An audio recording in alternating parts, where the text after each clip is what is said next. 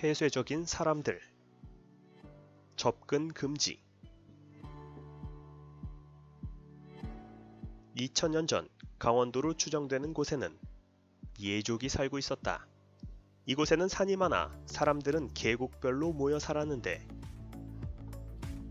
이웃과의 왕래가 뜸했기 때문에 자연스레 이웃을 경계하게 되었다. 때문에 동해에는 책화라는 풍습이 생겨났다. 책화란 무엇일까? 삼국지 위서 동의전에 보면 이렇다. 동해 사람들은 산과 개천마다 각기 구분이 있어 함부로 들어가지 못한다. 만약 다른 부락을 함부로 침범하면 그 벌로 사람과 소, 말을 납부해야 하는데 이를 책화라고 한다. 제러드 다이아몬드에 저서 제3의 침팬지에 보면 이런 대목이 있다. 뉴기니 서부의 엘로피족 마을에서 제럴드가 머물던 때였다. 이웃 부족인 파유족의 영토를 가고 싶은데 괜찮겠심? 그랬더니 엘로피족은 웃으며 말했다. 죽고 싶으면 그렇게 하셈. 크크. 그게 무슨 소리임? 파유족들은 무단 침입자는 당연히 죽일 겁니다. 그랬다. 뉴기니의 원시 부족도 과거 동해의 사람들과 같았다.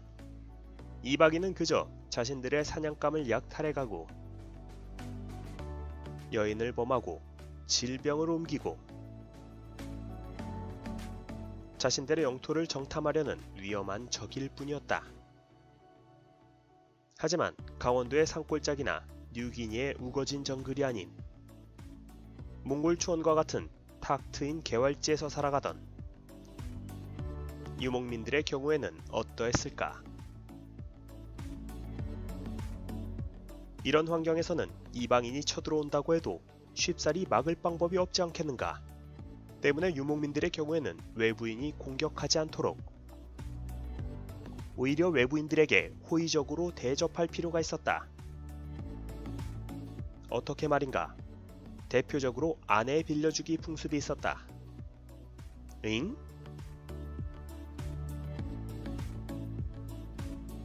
마르코폴로는 동방견문록에서 현 중국의 신장성 지역을 여행하던 일화를 이렇게 적고 있다.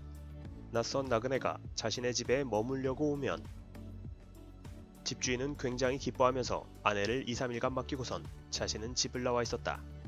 그러면 나그네는 집주인 부인과 집안에 있으면서 마치 자기 아내인 양 동침하기도 했다. 그들은 나그네를 친절히 맞아주는 것을 신의 가르침이자 미덕이라고 했다. 그렇게 하면 자신들의 물건과 자식과 재산이 불어나고 갖가지 위험으로부터 보호받게 된다고 그들은 믿었던 것이다. 확실히 자식은 불어날 것 같다. 다만 유목민들의 아내 빌려주기 풍습은 외지인에 대한 두려움 외에도 외부에서 온 귀한 사람의 씨를 받아 종족의 질을 개선하고자 하는 의도도 있었다. 유목민들의 경우 워낙 인구 밀도가 희박해서 소수 집단 내에서만 반복적으로 혼인이 이루어지기 십상인데 근친혼이 잦아지면 유전병이 나타날 가능성이 높기 때문에 이를 보완하는 방편으로 아내 빌려주기는 이해할 수 있는 문화인 것이다. 성벽 쌓기. 외부와의 접촉이 두려운 사람들은 인위적인 시설을 만들어서라도 이방인들을 막고자 했다. 인류의 그런 의지는 8000년 전 신석기 시대 사람들이 만든 인류 최초의 도시 터키 남부의 차탈후유크 유적에서도 발견되는데 이곳에는 골목길이라고는 전혀 없는 흙벽돌로 된 벌집처럼 빽빽한 집들이 있었다.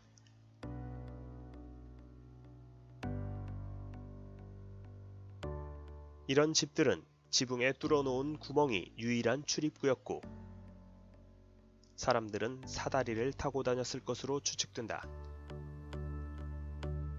이렇게 힘들게 살던 이유는 무엇이었을까?